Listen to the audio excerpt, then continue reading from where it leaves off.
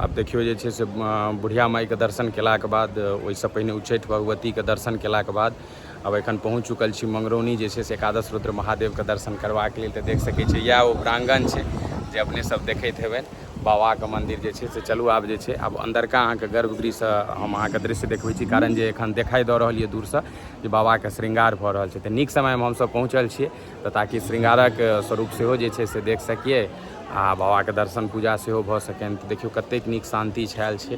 एतेक दिनसँ तऽ धूपो नहिएके बराबर लगभग एक सप्ताहसँ निकलै छलै, आइ कनिक रौदो निकलल तऽ नीक लागि रहल छै। मौसम आइ बहुत बढ़िआँ छै आ पहुँच गेल छी, देख सकै छियनि इएह प्राङ्गण छै। एकदम एखन बेसी भक्तगण सब नहीं छथिन, आब संध्या भऽ रहल छै तऽ आब धीरे धीरे सब गोटे पहुँचथिन।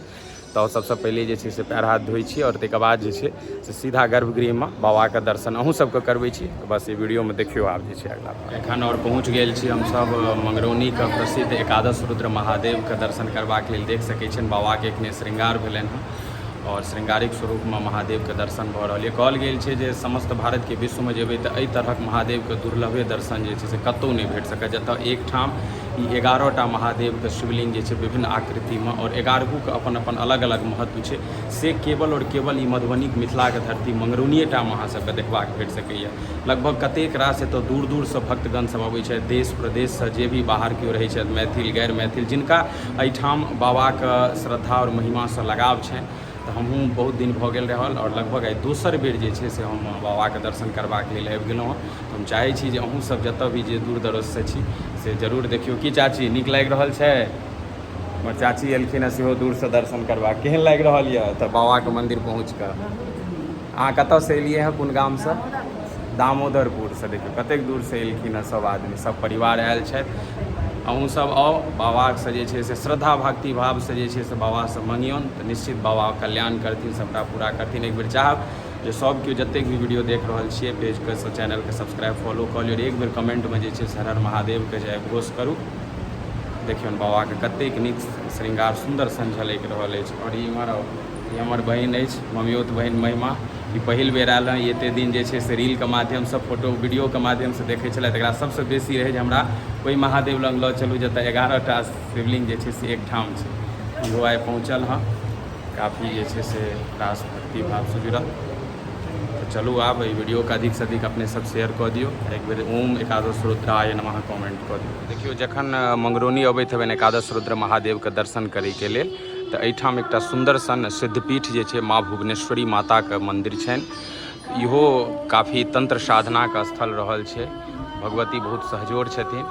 तऽ आउ इहो मन्दिरमे हमसब दर्शन केलहुँ। एखन मैयाके पट लागल छनि आ भऽ सकैए कनिक देर बाद मैयाके पट खुलतनि।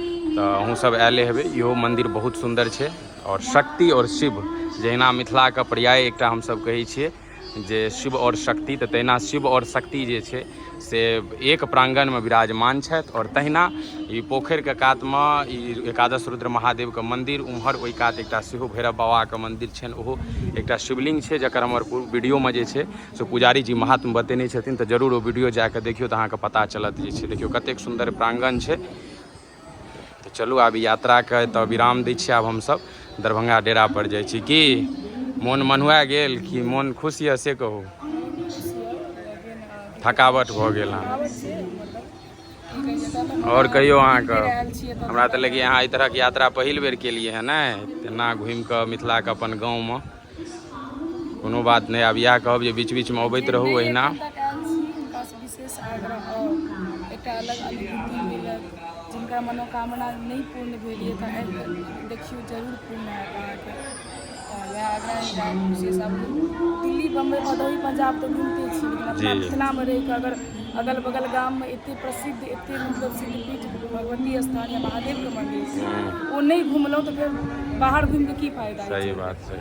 आबू घुमू एतऽ आ भगवान सबक मनोकामना पूर्ण करै छी, संग संग जय हो।